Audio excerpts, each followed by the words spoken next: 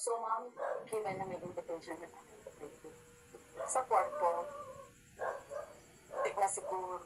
Hindi, ito ba yung Save the Queen? Ang Saan po kayo, ma'am? kung yung Save the Queen lang ha, komentan ko na lang yan siya, ma'am.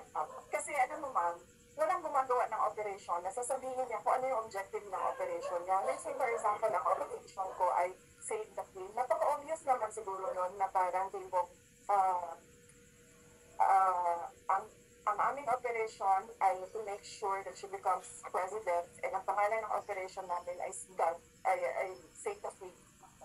Parang walang tanga na operator na ipapangalan mo sa operation mo ay kung ano yung objective mo.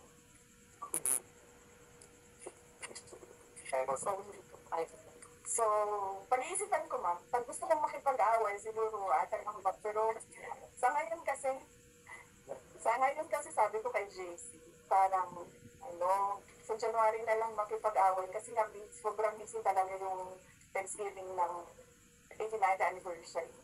And ito din yung introduction namin sa 90 years ng OPP next year. Thank you for all. Any more questions? The whole question. Follow up. When is the replacement of attorney po after his resignation as your official spokesperson? Wala ka, sir. Sa ngayon, wala kami replacement for the Office of the Vice President spokesperson. So, then if you have recommendations or a short list, we welcome your recommendations. Last question. May tanong? Oh, but no, napakahalaga ng Panay and Negros Island Satellite Office namin. Last question. What can you say about the party list? The party list identified during forum we will try to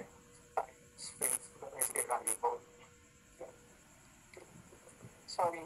what can you say about the party list? ACP? The party list.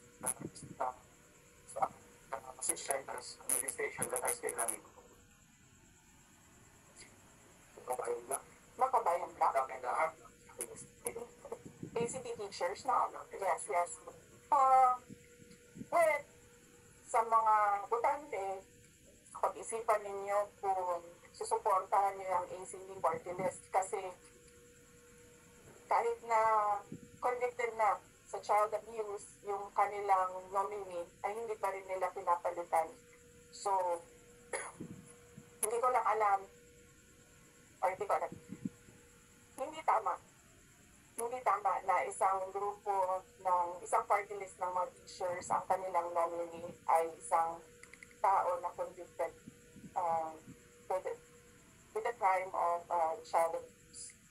So, pag-isipan ninyong mabuti yan bago kayo bumoto ng party list. And sa iba namang mga nakabayan block na party list, ilang beses na inulit-ulit ng NTFL kung ano yung connection nila sa CPP, NPA, of NBF.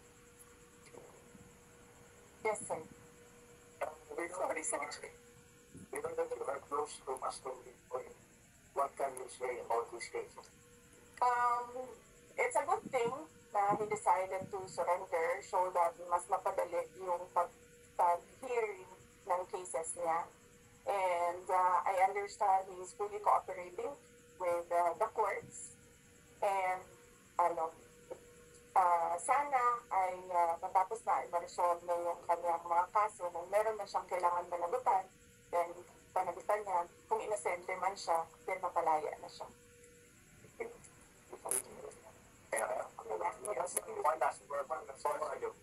Madam President, process pinag-umurat niyo ba ko ulit? Vice President pala. Sorry, parang nagmamadali ako, excited din. Paano mo ba ihambing yung trabaho na nag-iisa ka na, compare mo na mayroong unity pa kayo ng administration ni President BBM?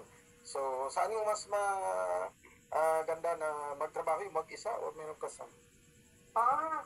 I So, okay lang ako mag-isa. With the administration, compare mo na ngayon na... Pareho lang naman eh. Nandun ako, ina-atake nila ako. Nung umalis ako, ina-atake din nila ako. So, kung may preference man ako, base ko sa personality ko, ayaw ko ng maraming tao, I don't like crowds. So, I can